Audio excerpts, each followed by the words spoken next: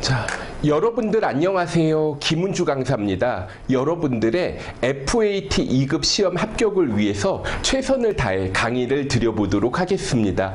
자, 이번에 첫 시간이니까 가볍게 오리엔테이션 한번 해보고 시작하려고 하는데요. 자, 일단 제가 말씀드리고자 하는 내용이 이제 시험 일정, 시험에 대한 안내, 그리고 FAT 2급이니까 FAT 2급 시험이 어디에서 출제가 되고 난이도는 어느 정도인가 말씀을 드려보겠습니다. 그리고 우리가 이제 AT 시험을 공부하니까 이걸 왜 공부하는지 좀 동기부여가 필요할 것 같아요.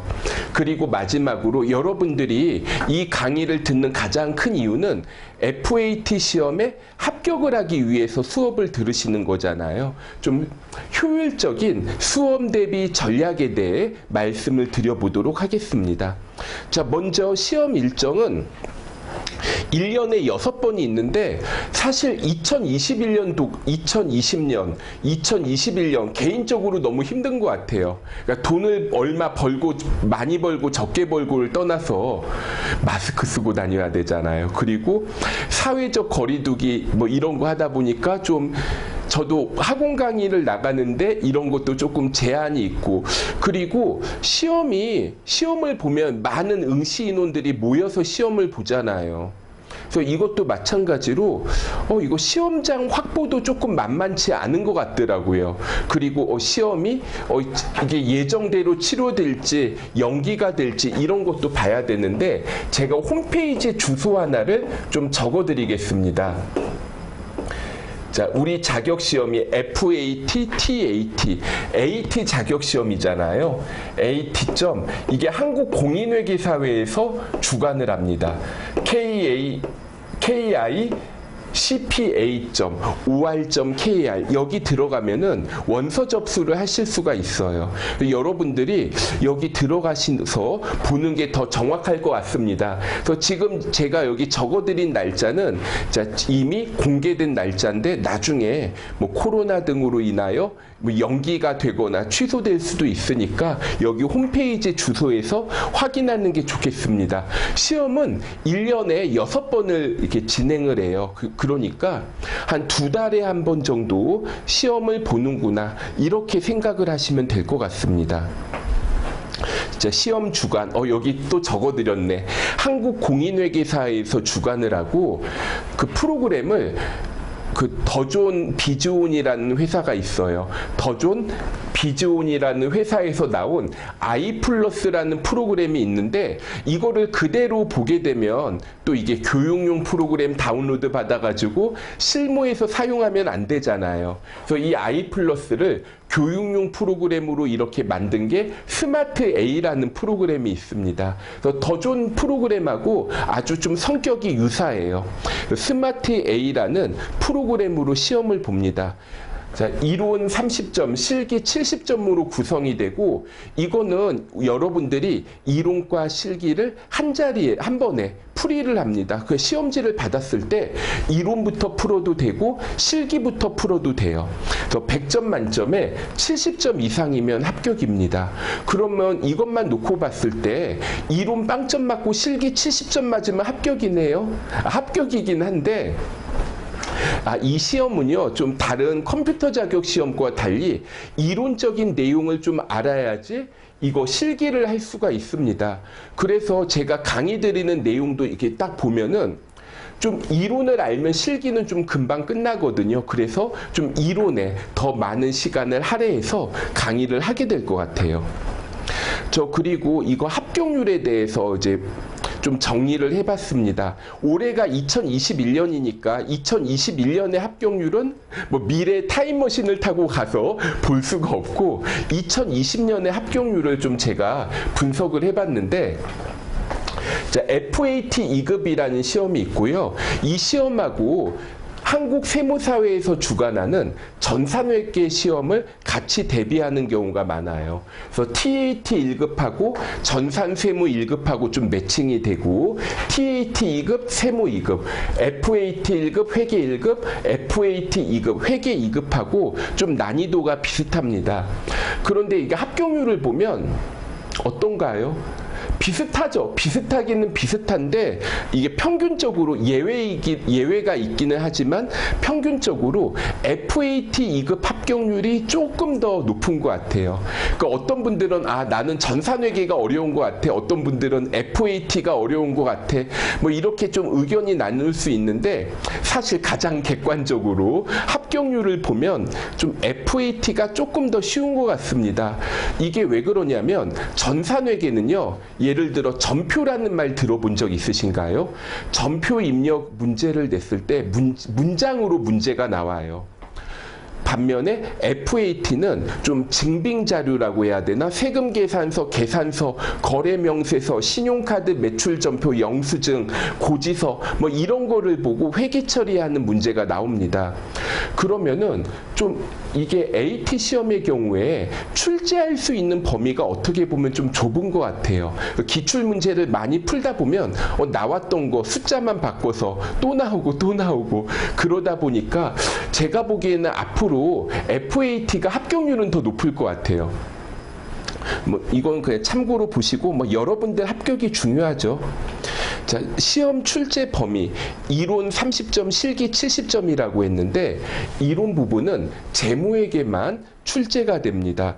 그러니까 참고로 자, 이게 급수가 올라가더라도 AT 시험은 원가회계가 출제가 안 되네요. 혹시 여러분들이 전산회계를 같이 공부한다면 전산회계는 원가회계가 나오는데 FAT나 TAT 시험은 원가회계가 안 나옵니다. 자, 일단 재무회계만 여러분들이 잘 하시면 되고 실무 부분은 기초정보관리, 거래자료 입력, 전표 수정, 결산, 자료 조회 뭐 이런 부분들이 이제 출제가 됩니다. 참고로 나중에 여러분들이 FAT 2급을 합격해요. 그러면 FAT 1급을 해야 되겠죠. FAT 1급을 할 때는 부가가치세가 추가가 되고 TAT 2급으로 넘어가면 부가가치세뿐만 아니라 근로소득에 대한 원천징수, 연말정산이 추가가 되고 TAT 1급으로 넘어가게 되면 법인세가 추가가 되는 것을 볼 수 있습니다. 그리고 여러분들 교재 표지에 보면 뭐 NCS라고 이렇게 써 있는데 자, 이거는 그냥 수험생들보다 좀 선생님들한테 필요한 내용인 것 같아요. 그러니까 고용노동부에서 이걸 좀 만들었는데 예를 들어 FAT 2급 시험을 합격하면 이거는 할 줄 알아야 돼. 이런 식으로 정리해 놓은 표가 있거든요. 자, 우리 그 FAT 2급과 관련해서 NCS 내용을 보면 크게 전표관리, 장부관리, 회계정보 시스템의 운용 뭐 이런 부분들을 테스트를 하게 됩니다. 그래서 회계상 거래 인식하고 전표 작성하고 증빙서류 관리하고 이런 내용들이 있는데 뭐 이거 그냥 뭐 이걸 정리해야 되는 건 아니고 우리 교재에 다 있으니까 강의에서 제공하는 순서에 따라 그냥 따라오시면 자연스럽게 해결이 됩니다. 저 강의 교재는 자, 3.1회계법인 출판사에서 나온 2021년 ICAN FAT 2급이라는 교재로 합니다. 혹시 수업을 듣다가 저는 그냥 2020년 책을 샀는데 이걸로 들으면 안 되나요? 하고 물어보실 수도 있는데 2020년 책으로 수업 들으셔도 괜찮은 것 같아요. 보니까 거의 내용이 안 바뀌었습니다.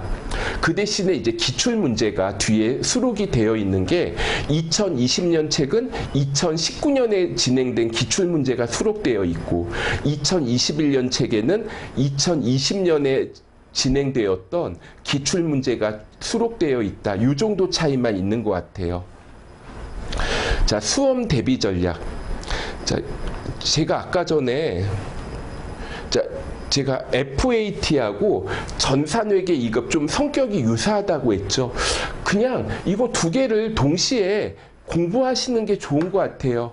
왜 그러냐면 여러분들이 이 시험 따로 공부하고 이 시험 따로 공부하고 하면은 공부를 이중으로 해야 되잖아요. 그냥 둘 중에 하나 선택을 하셔가지고 자, 여러분들이 공부하시고 그 다음에 이제 다른 시험은 그냥 기출문제 위주로 좀 풀어보면서 정리하면 되지 않을까 생각을 합니다. 그리고 좀 이번은 조금 사람들마다 의견이 다를 것 같은데 FAT는 상관없을 것 같아요. 그런데 FAT 2급은 상관이 없는데 FAT 1급, TAT 2급, TAT 1급 이거는요. 전산세무회계 1급, 전산세무 2급, 전산회계 1급 이런 거 세무사회에서 주관하는 시험 먼저 공부하고 AT를 하는 게 조금 더 효율적인 것 같습니다. 그리고 이거 하실 때 처음부터 높은 급수 하지 마세요. 예를 들어 여러분들이 영어 토익 공부 같은 거 해본 적 있으시죠? 알파벳 겨우 뗐는데 그래놓고 토익 고급반에 들어가면 어떤 일이 생겨요? 선생님이 하는 말 뭔 말인지 하나도 못 알아들을 가능성이 크죠. 그래서 좀 낮은 급수부터 순차적으로 도전하는 게 좋겠고, 그리고 공부는 연속적으로 하는 게 좋습니다. 그러니까 무슨 말이냐면 어떤 시험을 봤는데 너무 힘들었어요. 날씨가 더워서, 날씨가 추워서, 놀기 좋은데 참으면서 공부해서 이제 시험 끝나고 좀 쉬었다가 한 2달 정도 있다가 해야지 하면 그 사이에 자기가 공부했던 습관 다 망가지고 공부했던 내용 많이 잊어버리거든요. 그래서 좀 연속적으로 하는 게 좋겠습니다. 그리고 제가 제 핸드폰 여러분들이 카카오톡 하시죠? 공부하시다가 모르는 내용들 나올 수가 있어요. 자, 카카오톡 아이디로 친구 추가하는 방법 아시죠? 제가 지금 핸드폰을 2개를 들고 다니는데 제 카톡 아이디를 알려드릴게요. 자, REALCPA1. 그러니까 여기 알파벳이고 끝에는 숫자예요. 그 다음에 AUEDU. 2개의 핸드폰 들고 다니는데 이 중에 하나 여러분들이 그 친구 추가하신 다음에 공부하시다가 모르는 게 생기잖아요. 그러면 카톡으로 물어보시면 될 것 같습니다. 이게 제가 강의하는 곳에 이제 사이트에 홈페이지 고객 게시판 이런 데도 있는데 그런 데다가 질문을 올리시면 답변을 좀 늦게 받을 가능성이 큽니다. 예를 들어 일하는 직원분들이 주 5일 근무하면서 금요일 날 6시에 퇴근을 해요. 근데 여러분들이 공부하다 모르는 게 생겨서 6시 30분에 물어봐요. 그러면 월요일 날 그 직원분들이 출근을 해서 저한테 메일을 보내서 이런 질문이 왔는데 답을 해주세요. 그럼 제가 답을 하게 되잖아요. 그러면 금요일 날 질문했는데 월요일 오후나 화요일 날 답을 받는 경우가 생겨버립니다. 근데 카카오톡으로 하면 제가 확인하고 바로 답변을 해드릴 수가 있죠. 그리고 제 입장에서도 좋은 게 뭔가를 알려줬는데 메일로 물어보시거나 이제 고객센터로 물어보시면 이분이 이해를 했는지 이해를 못했는지 또는 질문이 조금 이상하게 질문하시는 분들이 계세요. 이거 물어보신 거 맞아요? 제가 확인을 해야 되는데 그런 게 조금 불편합니다. 근데 카톡으로 물어보시면 좀 아무래도 더 빨리 답변을 듣고 저도 이 질문하신 분이 이해를 했는지 이해를 못했는지 확인할 수가 있으니까 서로 좋은 것 같아요. 자, 여기까지 일단 오리엔테이션 마쳤고 그럼 다음 시간부터 열심히 수업 들어서 합격했으면 좋겠습니다.